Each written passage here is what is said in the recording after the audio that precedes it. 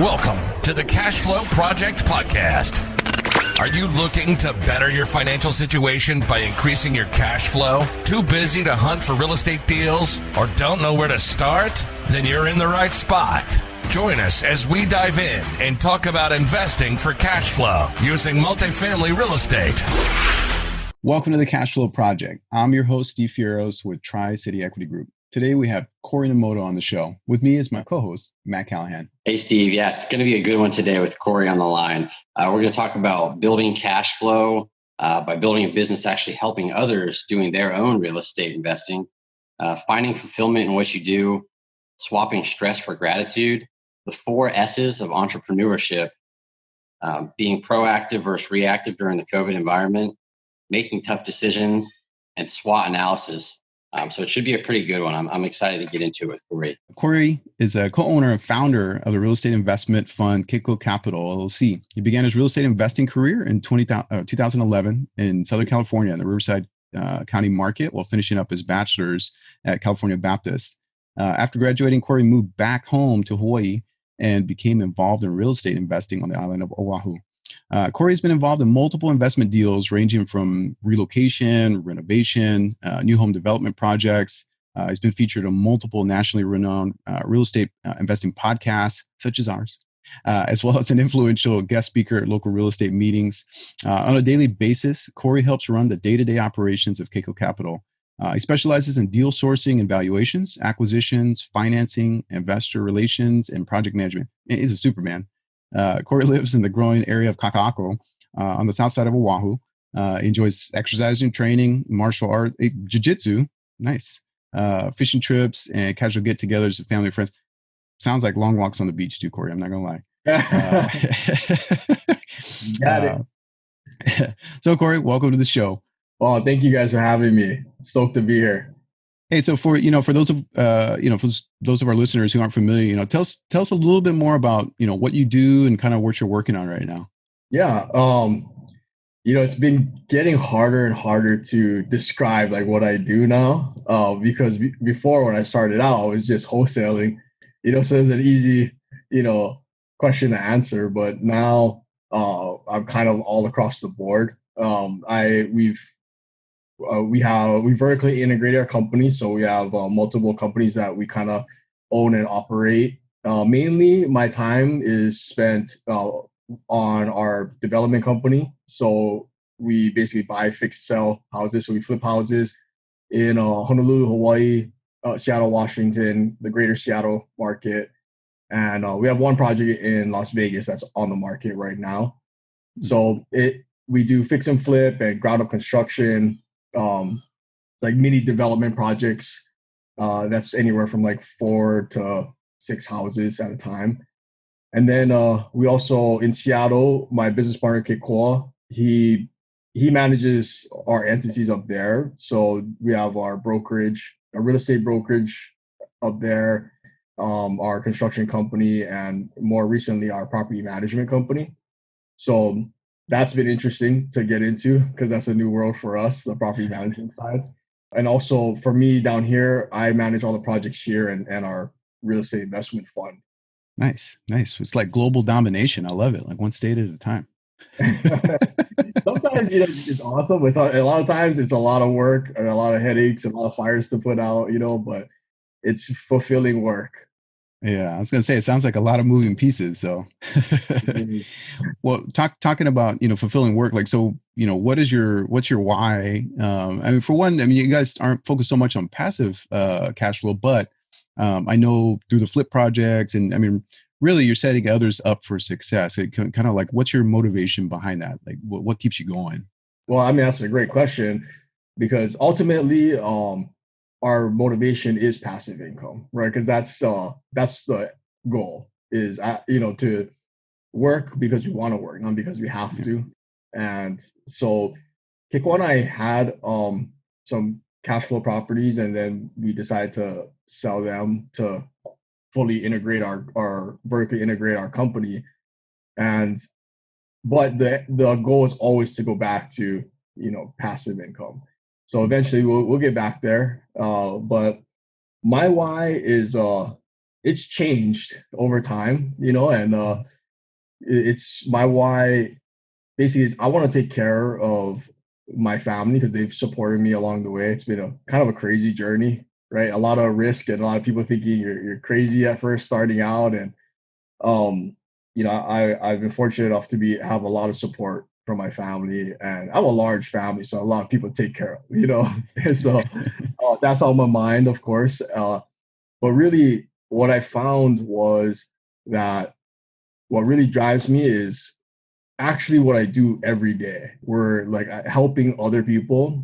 So I told this story on another podcast, but it hasn't really been put out there yet. And I might as well mention it again, but it's a story I haven't really told to many people.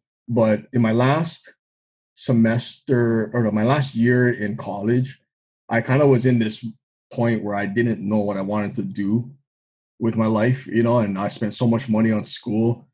And my degree was in exercise science, and I was supposed to go into, like, I don't know, physical therapy or personal training and stuff like that. And I realized that that's not what I want to do, so I spent a lot of money on school, and I felt obligated to go in that direction when my heart, something was telling me that just wasn't for me. I felt like I was searching for something more. And so I remember I was coming out of the gym in California. I was in California, and I was there my workout used to take like an hour and a half or 2 hours. So, and this is when there was like really no Bluetooth and stuff. It was iPod, right? You're listening to music in your iPod. So I left my phone in my car. And so when I went back, I checked my phone, I was in the parking lot after my workout, and I just looked through my phone, and I just realized, like, I didn't get any calls or text messages. I had to look back to see when was the last time someone called me or like texted me, and it was quite a while. So I was like, why do I even need a phone? And after that moment, I realized, like, man, like I kind of had like a deep moment to myself where I was like, if I was to die today, like, people, like my family and friends would be sad, but nothing would stop. And like, I, for some reason, I felt it made me feel anxious. Like, and I think what it was is I was searching for fulfillment.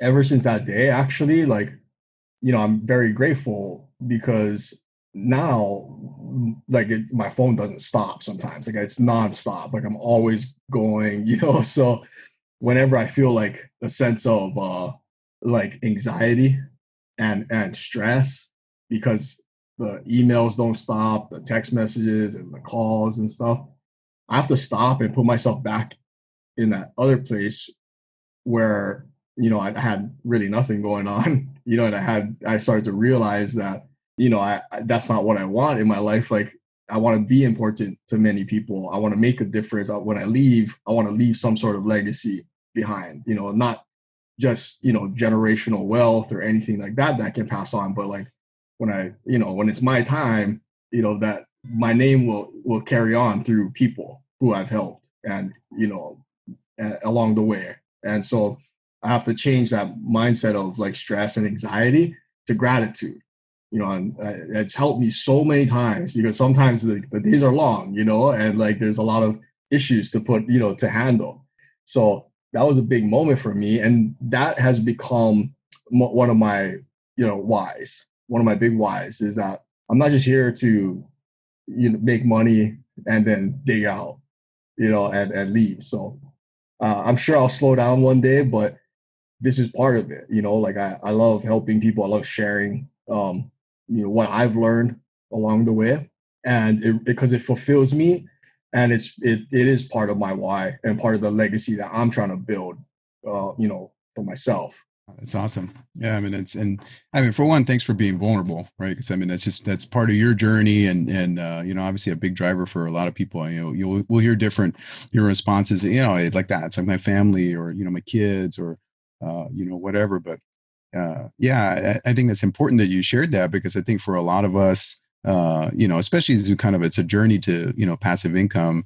It's like you realize, like, hey, that traditional model, a lot of times, like, man, the things that we strive for, whether it be through our job or careers, you realize like, gosh, when I retire, what happens? Like, is it, if I was just trying to find my value in, in the title and the position, like all these years, and I don't have that anymore, like, wait, where's my value? Right. Like, so yeah, you've gone beyond that and just like, hey, look, I've got to help others, kind of see beyond that and go, everybody's got to take their own journey, of course, but even just helping other people to get there, that's got to be fulfilling. That's awesome.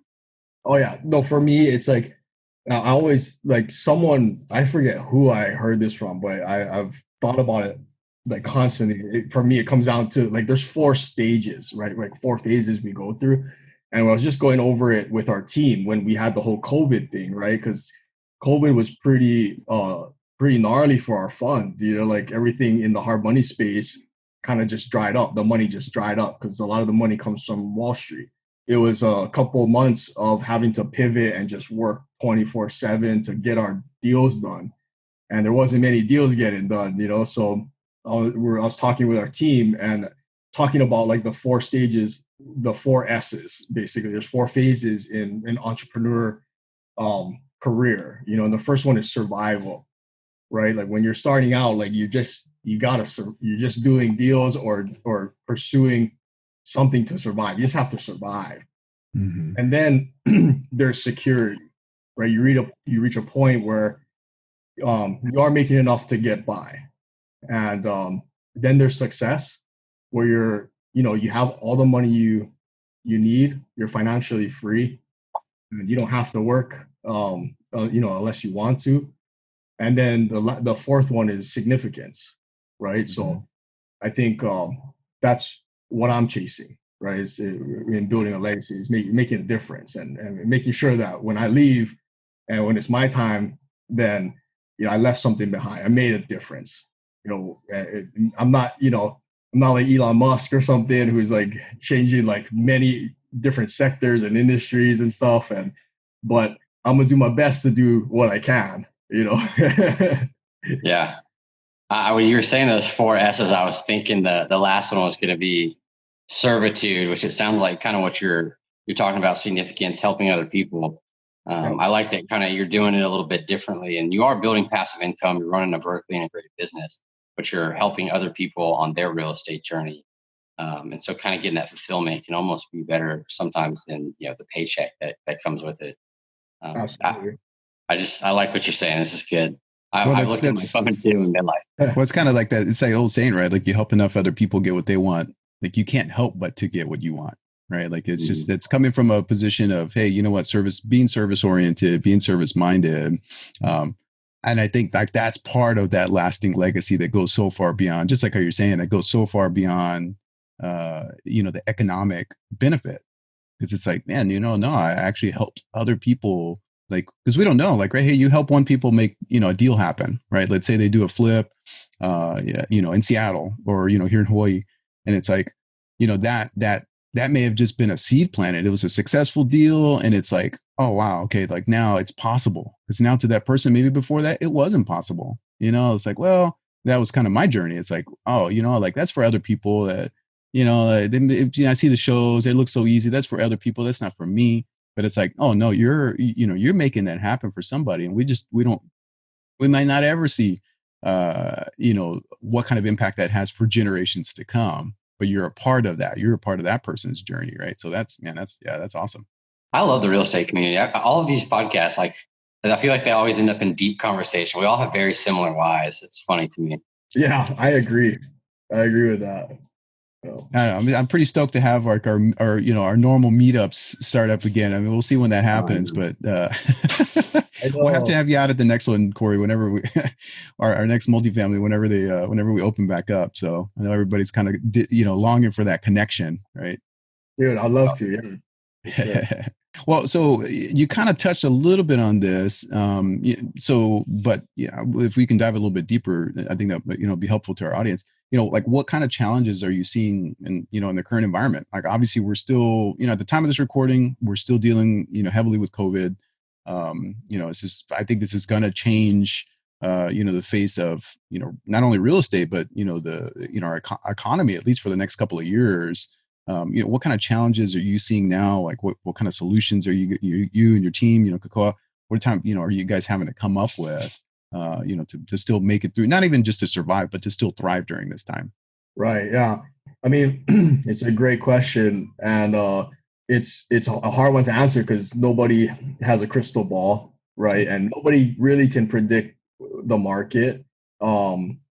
There's indicators, there's strong indicators that we can make calculated, guesses, but I think the main thing when even in today, but about 2 months ago, when everything was 2 to 3 months ago, when everything was really uncertain, and the main thing that we were doing was the main mindset was, let's be proactive rather than reactive, so constantly putting our heads together, jumping on other podcasts and calling people who, we know have a pulse on the market, not just the housing market, but, the economy as a whole, and getting their opinions and hearing everybody out, all the economists, and then forming our own thoughts. Right. And so we wanted to be proactive rather than reactive, and also like prepare for the worst. What is the worst that can happen to us? Prepare for that, and hope for the best. Like we gotta stay positive through this. But also, not go in blind ignorance that the world's not changing around us right now. Yeah. So we have to be smart about it because we have a lot of investor money that we're responsible for, and we take that very seriously. So I think that was the main mindset going in there. Today, I feel I've been learning these 3 months have been so interesting to see like how the world is working and how the economy is reacting. Right now, the stock market's so volatile, but the housing market, especially single family, has been holding strong. And if anything, it's the market's been going up. Like the cost for housing has been going up. But really, in my opinion, what's causing that is the shortage of inventory, because so many people weren't putting their real estate on the market for sale. For one, they feel like, oh, now's not a good time to put it on the market. They can't do open houses, and they don't want people walking through their house that might have the virus or something. So there's that part. There's that inventory, which is a big chunk of inventory that's not hitting the market. So there's that, but they're also not processing foreclosures right now. So that's another chunk of inventory that's not hitting the market that is usually there, right? So there's a big shortage, and I think in Honolulu, the last stats that came out kind of confirmed that, where the prices have gone up. The volume, so the transactions, gone down 22% for single family, and 55, I think it was 50% for condominiums. That's a huge, so the price is going up, but it's clearly showing because the inventory was so low and the interest rates are still very low. So that's another reason. So in my opinion, we just have to be careful because, across all sectors in real estate, not just single family, but multifamily too. It's just the way I see it is, I think that there's a potential trap right now, right? Because what happens when the country does open up fully and we realize we see the real unemployment numbers and the real damage that has been done, right? And the government has been pumping a lot of money into the economy. So that is artificially inflating, everything. And so it's and even the people's confidence, right? So the confidence in the market for the average day person is still there. There's still the confidence there, which hopefully it holds up, but I just want to be prepared that when people start to realize, oh, I really did lose my job. If the confidence leaves and the market, we start to go into a recession, like myself and all of our colleagues are at least prepared for that, and we're being proactive right now to mitigate any type of damage that could be caused to us. So that was the main thing, kind of going into this COVID thing. It's just let's be proactive. Nobody wants to be negative and talk about like possible real issues that could be coming up in the economy, but at the same time, we're not here to patty cake each other. This is serious business, and there's a lot of money on the line, and so it's our like responsibility to take these measures and have these hard conversations about worst case scenarios. I think that's so key. We had a conversation recently with with another active investor, and it was talking exactly like that, where it was just, hey, you know what, communication is key. It's like, I don't want to sugarcoat it. Like, we do have to be realistic here.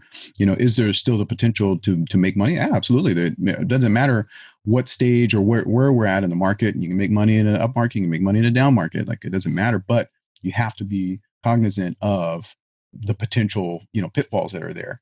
And, being willing to have those conversations, being open, and, keeping those communication lines open like that. Like, you guys have a fiduciary, responsibility to your investors. Like, they've got money in with you, like, hey, and the same thing for us. And we're just trying to stay proactive and, being, having open communication, keeping our investors like up to date, like, hey, here's where we're at with the project. And, this is where your money's at, right? Because at the end of the day, it's their money, right? So, is there a risk? Yeah, but we've got to do everything that we can as business owners, operators, to making sure we're taking care of that. So, yeah, anything that we can do to make that work, then yeah, absolutely. Yeah. It's just like relationships. I feel like at the end of the day, you're still dealing with people. Like, yes, it's money. But the one thing that I've learned being married for, 11 years and, teaching many classes on relationships, it's like, and we hear it like time after time, like communication is key. But it's always absolutely key. Communication is key. Like, that doesn't change. Right. I don't care what you're dealing with. If it's kids, if it's, marriage, if it's money, like, you have to have the communication. Like, it's absolutely vital. Yeah. Especially during these times, Oh, totally. And sometimes, like, we might be faced with tough decisions, but as long as any tough decision is actually really easy. It's just tough to communicate, to someone who may not understand. But if you're facing a tough decision, to me, to simplify it, it always comes down to what's the right thing to do, what's fair, no matter what decision that is, and as long as you're putting people over profits, you'll win every time, guaranteed. That's perfect. Like, that's going to be that's a totally quotable, like, people over profits, right? And I was thinking that, so we're going to see that. Cory, we talked about like interest rates being low right now and kind of people's concerns with the market. Have you had to modify any of your products during this whole COVID situation? Yes and no. So the hard money space, like for single family, like short-term bridge loans, so like the fix and flip loans, first of all, ground up construction loans are pretty much hard. Like, they're not doing them, and right now, like, there's a few guys out there, but it's expensive. And so the fix and flip loans the leverages have gone down, and the cost has gone up substantially. Yeah. In the last 2 to 3 weeks, so it is almost July, right? Today's late June. So in the last 2 to 3 weeks, the market's starting to open up again, because it right around early to mid-March, like the market crashed, right? So all of our capital partners who are tied to the capital markets, a lot of them closed their doors, and some of them will never open again. Like, that's how bad it was for them, because it's I'll give you guys a little details on how it works in the hard money space. So some of our partners, they have big warehouse lines of credit that they get from like big banks, like some of them could be like the ones, like Goldman and I think Merrill Lynch is in the game too, but some of these big investment banks have big lines that they give our capital partners. So they'll pull on the line to close a loan through us, like we're like a correspondent fund. So we bring the deal flow, right? Because some of them are too big to cut loans directly to the borrower. Like they need guys like us. So they'll pull on their lines and then close loans, and then they may hold it for a few days while they sell the note to some of the big note buyers on Wall Street, right? It all goes back to Wall Street. When the market crashed because of COVID, basically the note buyers stopped buying. So they stopped buying. So the guys holding on to notes, that loans that they closed, they couldn't sell them and recycle their money back. So not only that, but the banks, the investment banks did margin calls. So they started calling their lines due on everybody. And so not only could they not sell, the notes, but they had to pay the lines back immediately. So some of them just couldn't, they got stuck in the middle, and they had to close their doors, or they're not going to make it, basically. And these are big companies, really big companies. So it just shows you no one's untouchable, right? And that we should always be analyzing our businesses. And made me have to do a SWOT analysis again. So SWOT analysis is, what your strengths, weaknesses, opportunities, and threats. For sure, threats is a big one in these times, right? Like, okay, what can really hurt us? And also what's the opportunity out there? Like, where's the opportunity shifting? Right. So that's where we had to kind of take a step back when we saw all the bloodbath that was going on over there. And it wasn't really known because this is all behind the scenes, right? This is the finance side. In the real estate side, everything still looks really good, so we wanted to stay positive through this because we don't want to scare anybody, and everybody has to analyze what's going on themselves. But at the same time, we're in contact with our capital partners who are saying like, look, nah, I don't even know if I'm gonna have a job tomorrow, because I was kind of hounding some of our guys because we had 4 loans on the table that they pulled the funding right, at closing. And like one of our guys even signed the docs and then they didn't fund, and so because all this closed, it almost immediately, it happened so fast. And so, of course I'm like, you guys are putting us in a tough spot, man. Like, this is not good for us. Like, and to the point where, they're saying, I might not have a job anymore, so I'm sorry. And then I'm like, oh man, now I feel for this guy, like, oh, at least we're still alive, and now the June is going to be one of our best months ever, actually. So we just have to stomach through a couple months, so it just shows you how fast things can change. Yeah, that's awesome. I mean, that's great to hear you guys are back on the uptick, because, the money's moving, and at the end of the day, right? Like that's what people want, right? Like the businesses, that's what we need. We need money moving. If it banks, that's, all the lenders, like everybody needs to get stuff, moving. And so, I get, not to get political at all, but, I get Trump when he's just like, hey, we gotta get our economy going again. Like there's going to be more damage done, than the health side if we don't get moving. And so, I totally agree with that. We're facing 2 crises, right? Like we're facing a health crisis and an economic crisis. And, I don't know how accurate it is, but we're part of the NPLA, which is the National Private Lenders Association. So it's a lot of the, executives and CEOs and owners of these big funds. And we were on weekly calls with them when, the chaos was happening. Our securities attorney, who's well respected in the industry, his name is John Hornick. And he was saying, we have to remember that for every 1% that unemployment goes up, 37,000 to 40,000 people die in relation to the economic status, so when you take it like that, we have to think like, at what point is that should we be more worried about the economic crisis, right? And in my opinion, I mean, we got to look at both, and we have to try to balance, both sides. And I'm glad I'm not the one making that happen. That's rough. And it's hard. It's hard, and yeah, you're right. Like the people in leadership, the people that are making the decisions on a wide scale, like those are the ones that are really tough spot, because it's like, you hear both sides of the coin, and I get it. Like my wife worked, in the health field, doing direct patient care for, almost 15 years. So she's seen literally life and death. So I get that side of it. We still have a lot of people, still have a lot of contacts, in that space. And they're like, hey, we are seeing people hurt. But at the same time, when you hear numbers like that on the economic side, because we still we haven't touched on the fallout of that. I mean, this is, how many people are homeless on the backside of this? Like, how many people aren't able to feed their families on the backside of this? And some of those jobs are not coming back. Like, talking about the unemployment numbers, some will, of course, when the businesses start to go back open, but some just won't.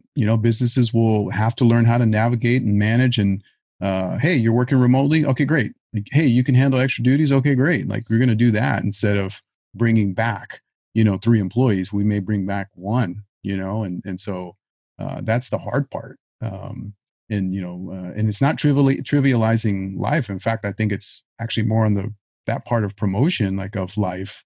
It's like, hey, we got to make sure that people are taken care of, that they can feed their families, that they can, have money to pay the hospital bills, right? Because that's a big, number one cause of bankrupt or, falling into poverty is, unpaid medical bills and, that kind of deal. So yeah, I think it's hard. I think you're spot on when you're talking about, hey, there's two battles being, fought here. So yeah, that's tough. And it's hard because on the economic side, like if somebody dies from COVID, and it's clear that it's COVID that they died from, then you can allocate that, easily, because it's a direct cause of death. Whereas someone dying from, because the economy is low, it may not be noticed, so directly, right? They just could be, maybe they can't afford to eat, and it's, they're malnourished, and or it's just like they can't get the proper health care, like you said. There's all, depression, and it's many other factors, but it's hard to pinpoint it's because of the economy, so I think that's why we gravitate towards the health crisis, because it's so direct in how people are suffering, right? And we should, like you said, we're fighting 2 battles, and how do we balance that? I don't know. That's above my pay grade, I'm kind of glad it is. I of course I can have my opinions, but at the end of the day, it's like, I'm not the one in there, trying to think things through and 24/7, like looking at data and statistics and considering, different people across the country. Like, that's a tough gig, so I think no matter what political party you follow, it's just like, at the end of the day, we're in a tough spot, and we gotta we gotta come together, and so for me, I need to focus on, our stuff, making sure that we're okay, we're protecting our investors, and not just, like you said, going to survive this, but we're going to thrive. We're going to come out of this better than ever. That's the goal. Yeah, totally. Well, kind of coming back to that, we're talking about, okay, well, hey, you're not the one making that decision, because it doesn't fall. That's the one thing to realize too. It doesn't fall on one individual, right? It's just kind of a team. At the highest levels, it's absolutely, a total team effort. And so kind of talking on that team effort, let's circle back a little bit. We kind of talked briefly before, we were on the call, but talking about, hey, how can being a part of the team, now I know your primary focus is going to be single family, it's kind of, doing the fix and flips and providing the short-term capital, kind of coming back to that team mindset. How can this benefit somebody who's maybe doing a multifamily? Have you guys had any experience, doing multifamily? That's obviously a lot of our listener base is focused on, something more passive, kind of multifamily, multi-units. Do you have any products currently available, or, how does that work? So we have, so for our fund on the development side, those are all equity deals, right? So the point is to get in and out and take our equity and then move it to another project or start investing in, passive income assets. And but for our fund, we've been closing, deals for multifamily. Like it's more like not so much syndications. We did get a quote for Brandon Turner. He was going in on a mobile home park. This was like last year, and he called us kind of like 2 weeks before closing, I think it was, and I was like, yes, let's do this. I think it was in December. I remember because we were at the Fortune Builders. Every year they have a conference, right? So our whole team was in Vegas at this conference, and like Ryan Murdoch and Brandon, they were texting me. And so I had to go find everybody. And that conference is massive, So I'm like texting her, where are you? You know what I mean? So we had to go back to the hotel room, look at the deal, got them like an LOI, a soft quote, the next day.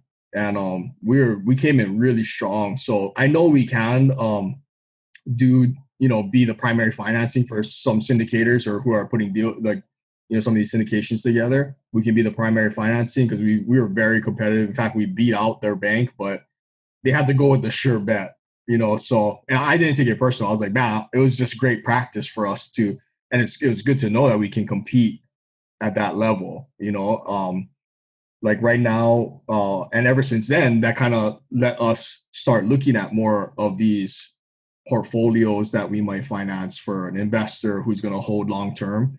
And we're looking to close 120. I don't want to say unit because they actually are single family, but it's kind of like all in one area. So it's 120 homes out in Illinois, and that's we're closing that in about a month or two. But that one we came in strong too. It's a 30-year AM that we're gonna do, and I think it was 4.65% interest.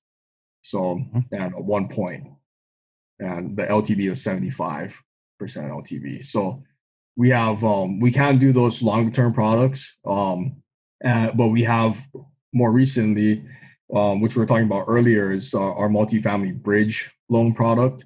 So this one is very interesting. In fact, I'm gonna start like looking for deals that I can use this loan product because it's 100% financing, and basically we can finance 100% of the deal as long as the loan amount doesn't exceed 75% of the LTV. So you got 75% LTV. We'll finance 100% of the purchase, the acquisition costs, including closing costs, whatever budget you have to reposition the asset. So renovation budget will have 100% of that. And then your interest will be wrapped into the loan too. So you don't even have to raise for the interest to pay the monthly interest payments or the points. So the catch though is it is expensive. It's 11%, or roughly around 11% interest and 7 points. So you're paying about 18% on this, right? But again, the interest payments and the points get wrapped into the loan, right? But the loan, as long as it's a good enough deal, when the asset is stabilized, the value, the loan amount doesn't exceed 75% LTARV. So loan to value of the ARV, right? So if it's a good deal, which most people, in that space, it should be. I mean, it's tough. Like you can hit it right there because when you start wrapping in all the interest and all the points and all the closing costs, plus the the purchase price and the renovation budget, all that cost has to stay below 75%. And the reason is because our capital partners want you refied out within 12 months, right? So they want you to stay obviously below 80%, so that you can get nice financing on the back end to take you out. So the only thing is we require a $10,000 deposit into escrow, and which is refundable. But what that deposit covers is like due diligence and a site visit from either us or our capital partners. So that 10,000 actually does come out of your pocket. Everything else is financed though, as long as you stay below the 75% LTV and LTARV. So they want our capital partners would want you to be the asset to be stabilized in 9 months and refied in 12. It's very deal specific, so they'll likely want to have a conversation to get a feel for what's your plan. They want to know that they're dealing with somebody who's can do a deal like this, and if they're comfortable, which so far they have been. We're looking at another one closing in LA, and we had one in Tennessee from the same guy, but he loves this product. He's like, I just got to come to the table with 10 grand for a deposit. And then as long as the numbers work, like I can get all the financing. And it was almost too good to be true for him, and but I had to remind him, I was like, dude, don't forget, like it's 11% interest and 7 points. So you're paying 18%. Like it's not, but he came back with a good point. He's like, but I'm not putting any money in. So except for 10 grand. So, so yeah, he's right. It is expensive. You pay for that 18% in some fashion, right? Because if you were to raise it yourself at low financing, costs, and then go when it's time to take out, that extra, 8% that you might save could be like hundreds of thousands of dollars, right, in equity. So, but he's okay with it because he's like, that means I don't gotta, come out of pocket for my own, or I don't have to, syndicate this deal. Like I'm in, right? So yeah, that's huge, and then that to me that actually can let syndicators or other operators go after deals that they couldn't normally otherwise consider. Something that's got a significant amount of vacancy or heavy renovations that are needed. I think of it again. Syndications as a whole to me, and some of these complexes, really is just like a large scale flip. You're really going through the same motions. It's just on a much larger scale.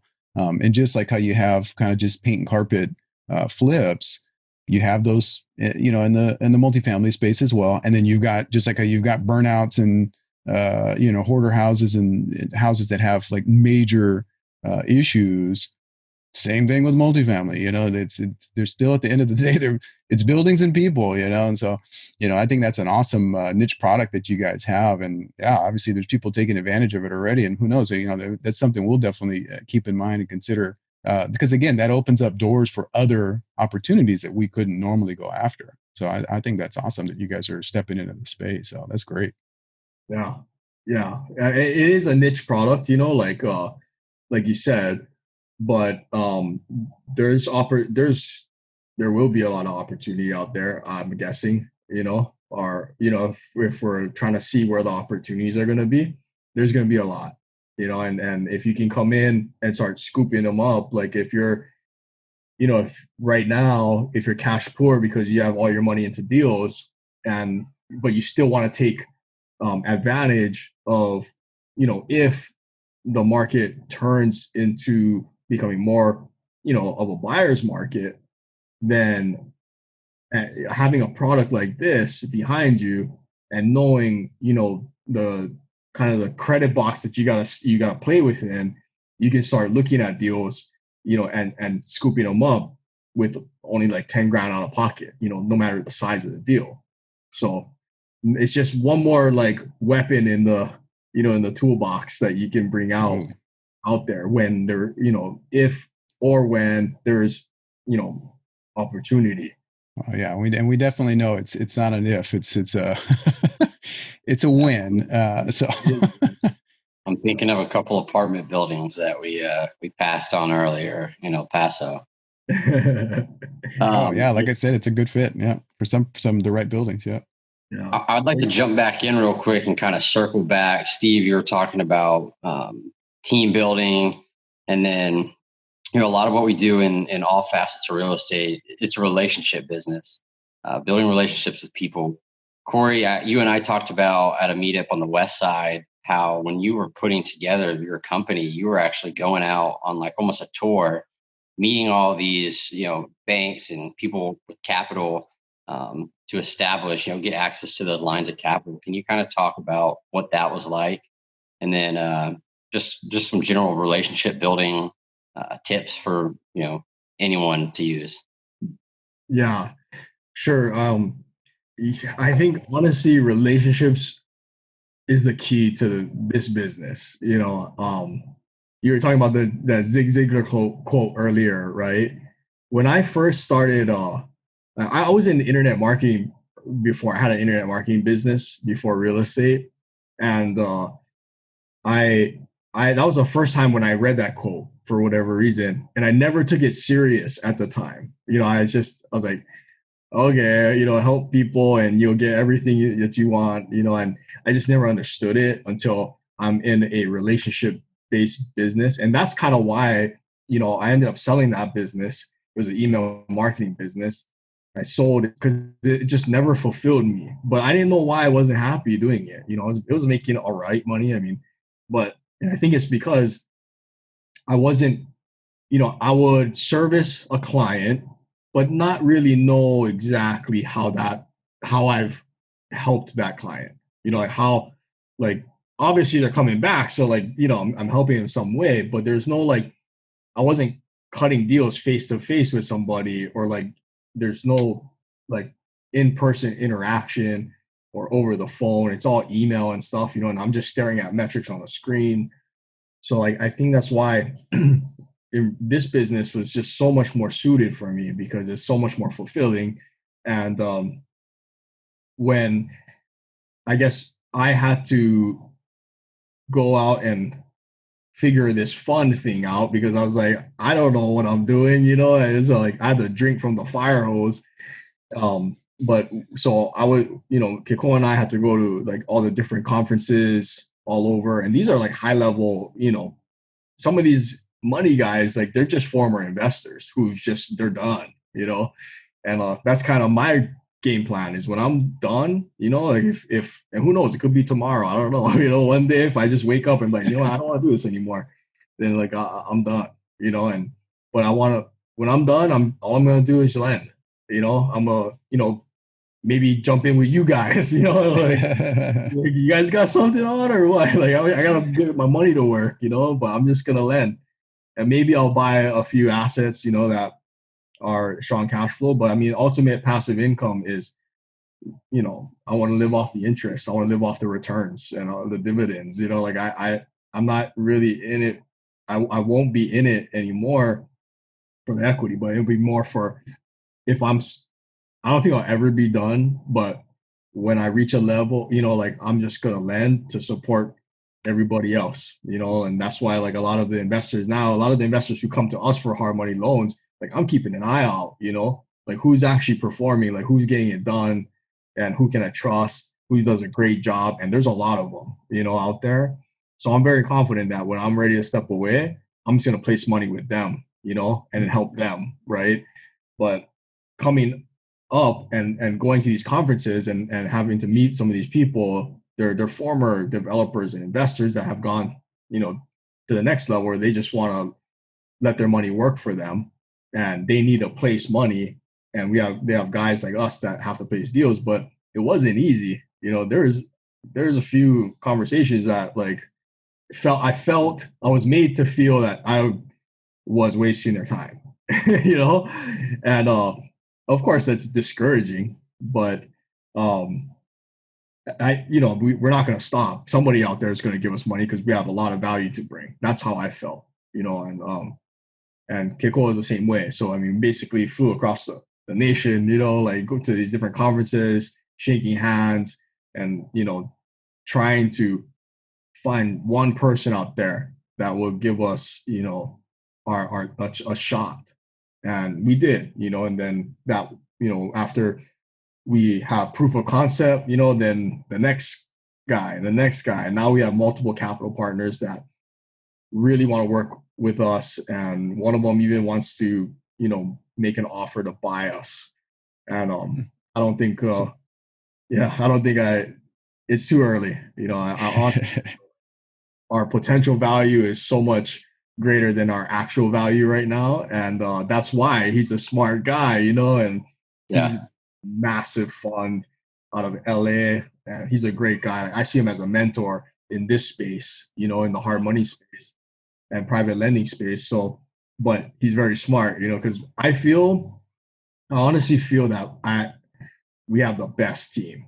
Like I have the team to like I'll put my team up against anybody's team, I that's how I feel. And because we're very between me, KÉCŌ, Alex, who's our VP, and then Scott Rosenhaus, he's our director of loan processing, and his two boys, like we all have the same mission, and we're very Alex is like the best connector I've ever met. So that he can connect people, he knows, he's the guy that knows a guy, and he puts it together, right? Got a guy. Yeah. And like Matt, like what you're saying is like, that's value, right? That's what we call social capital, right? Yep. And social capital is so much more valuable than the dollar bill, because it pays you over and over again, and not necessarily monetarily, and I've mentioned this before, but KÉCŌ and I talk about this, and like if we were to lose everything, today, like all of our funds to do deals, all of our deal flow, like we'd be fine, because the network that we've built through serving people, and helping other people and just being genuine good guys it's so strong that there will be opportunity, so I'm not afraid of whatever COVID brings or wherever we go in the market. Like I'm not afraid, because we have such a tight network, and that's what you call social capital, right? And with that, like no one's invincible, but if you have like solid people that would, that you would do anything to help them, and they would do anything to help you, you're not going to lose. Like, you win all day. You're winning already, right? So I think that's what you're talking or kind of leaning on, Matt. I kind of went on a rant, so I don't even know if That's great. I'm looking through my old notes. Social capital. I love that word. I'm trying to think of. I have it written down as something very similar, but absolutely. I mean, I learned that from Cheryl. I don't know if you guys know Cheryl Matsuoka, but she's like a mentor of mine, and like they have ownership in all sorts of businesses. They just bought a UPS, and like they own like 3 Gyokaku's restaurants, and they're part of the Rainbow Drive-In franchise.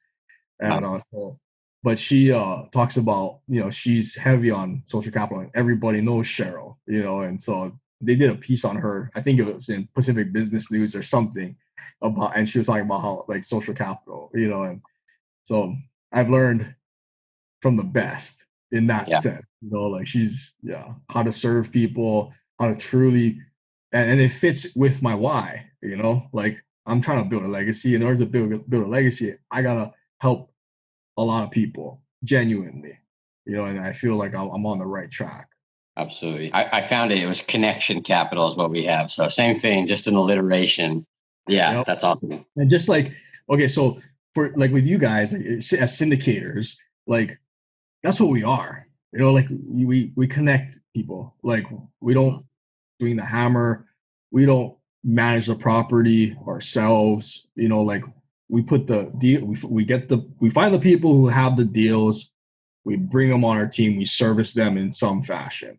We find the people who have the money, we bring them on the team, we service them in some fashion. We bring the operators to help us fix it up or reposition. We get the management team. We move the pieces across the board, right? And one time someone asked me, like, what do I do? Like, what do I do day to day? And I couldn't answer the question. Like, and I think it stumped me, because like that question is a W-2 earner's question. Yeah. Because like, what is your job, right? Like that's why. And so when I was asked that question, it's hard, because I don't swing the hammer. It's not my money. I don't find the deals myself anymore. They all come to me.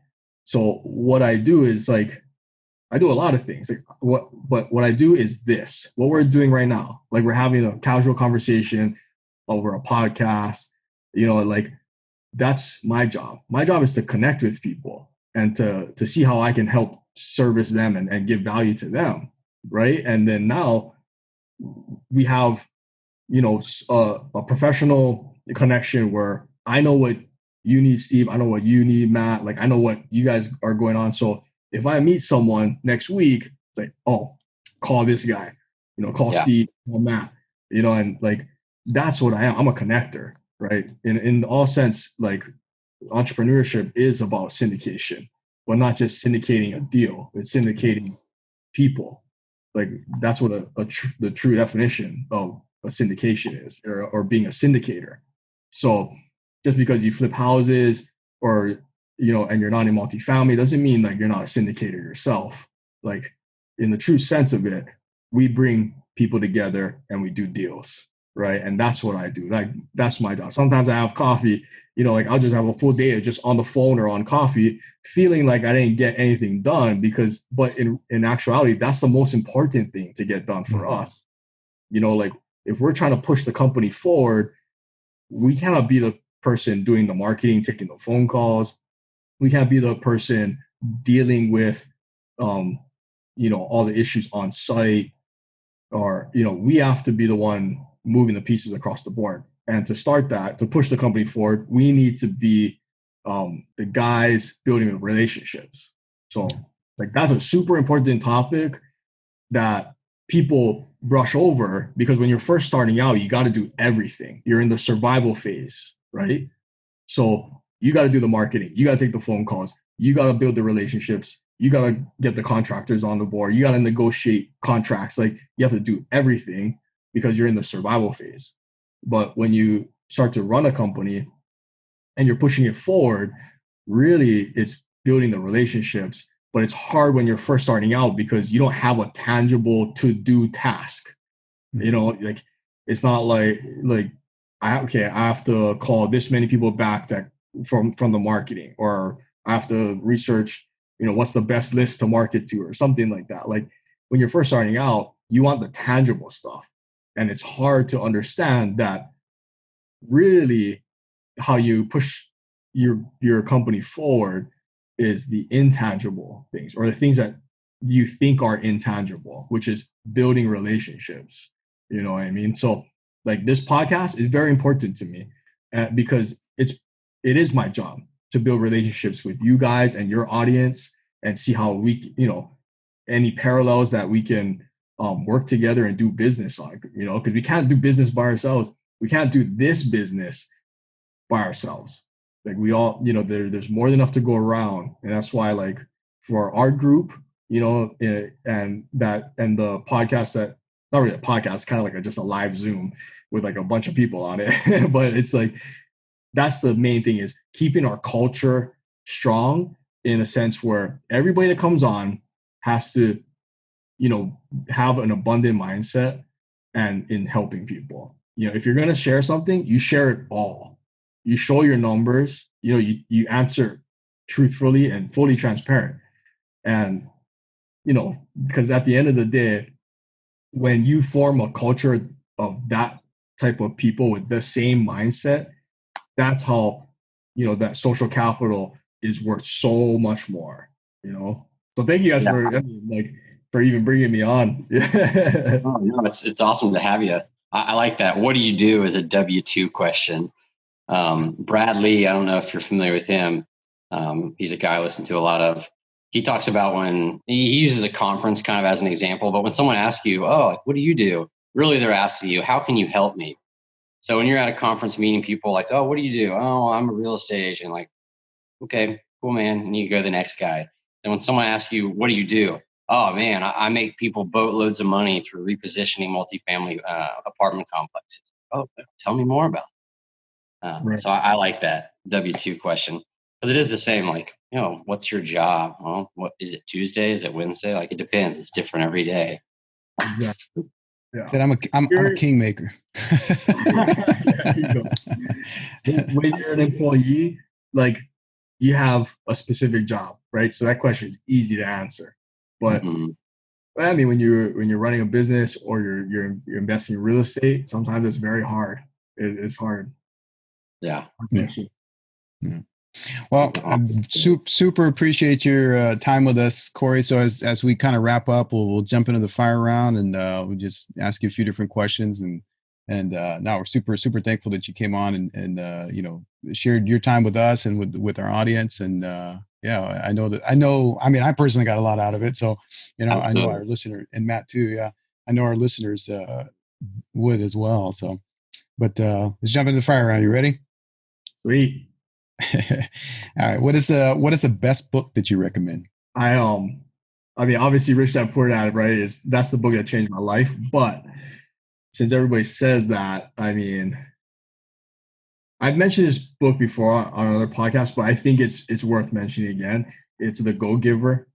I don't know if you guys have read it, but it's basically what we were talking about, you know, and that's my legacy, you know, that's my legacy book. And basically, like I've always done business that way, in that philosophy where you give first, you know, your time or whatever you have to someone, genuinely and without expectation of anything back, you know, and uh, things will happen.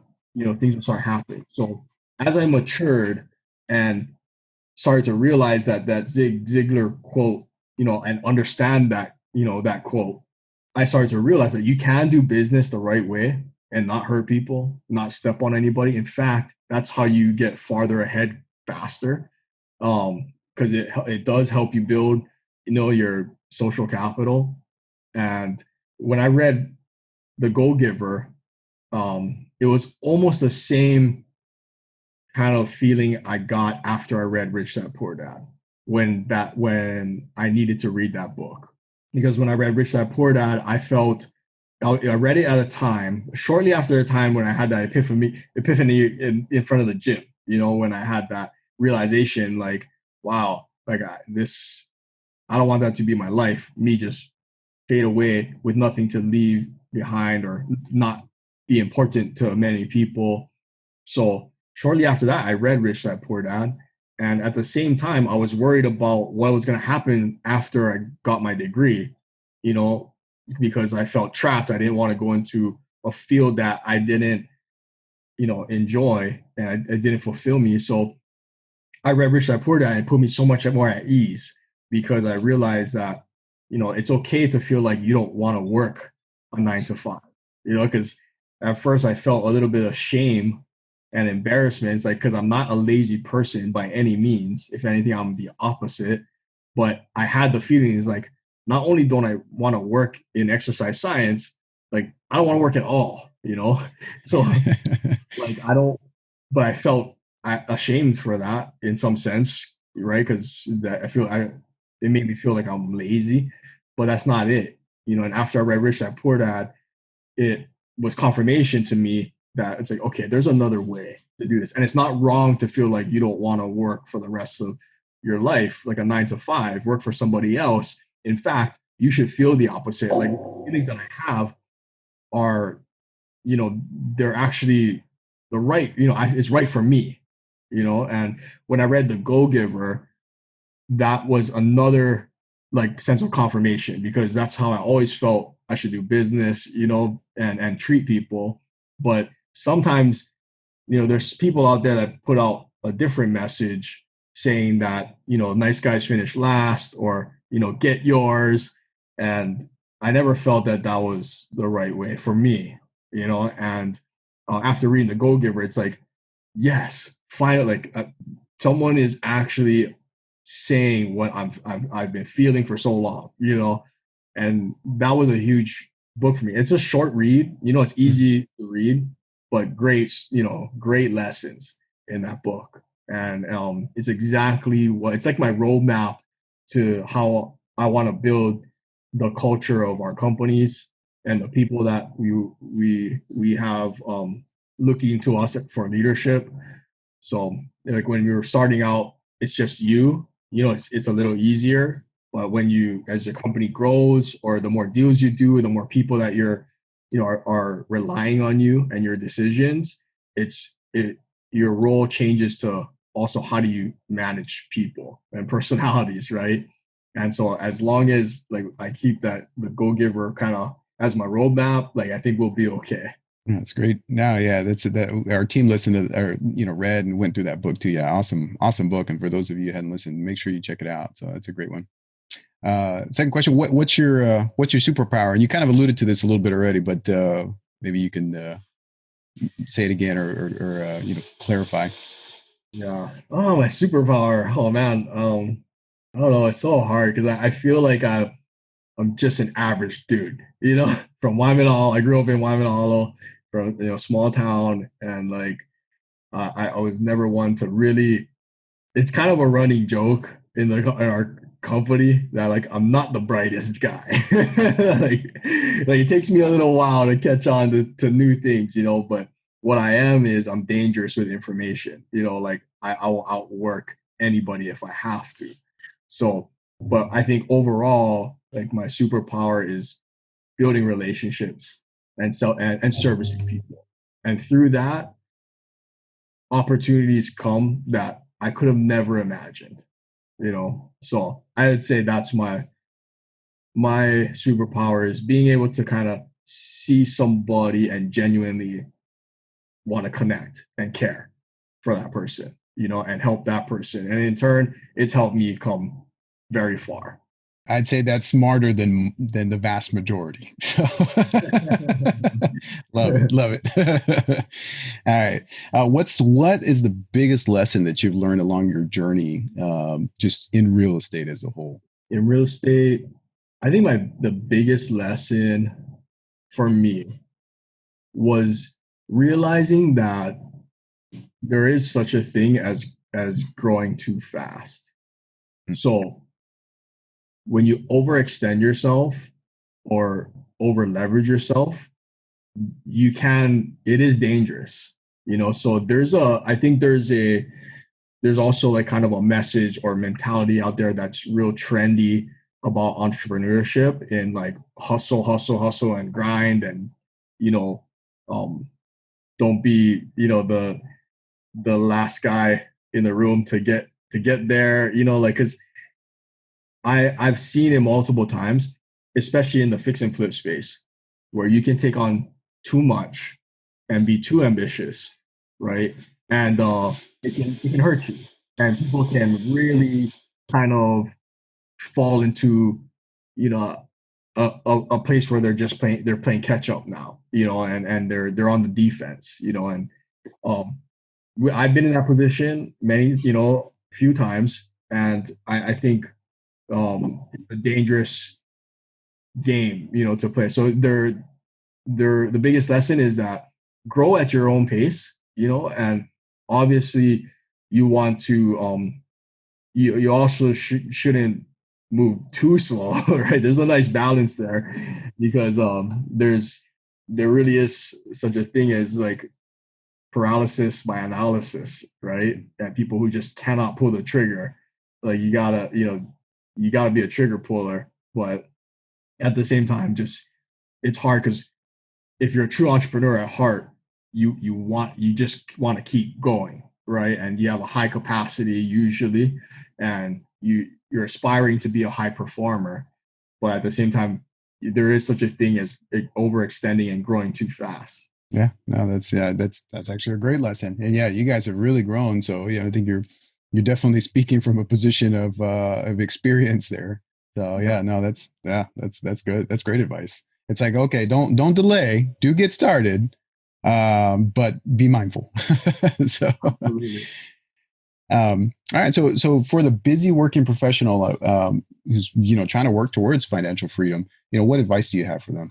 So someone who has like maybe a career still, right, and they want to invest on the side, I would say it depends on their goals. Like if they're not satisfied and fulfilled in their career that they're working in now, I'd say that search for guys like you guys to invest in, in some of your deals, so that maybe they can learn, get some experience in a sense where eventually when they leave their job, they know how to get into the business. They can do this, or they already have enough money to carry them and enough cash flow to carry them and all their expenses that they can leave their job if they wanted to, right? So there's that. I think there's that section of the career guys who are trying to make it over. I guess from the left to the right of the side of the quadrant, right? The cash flow quadrant.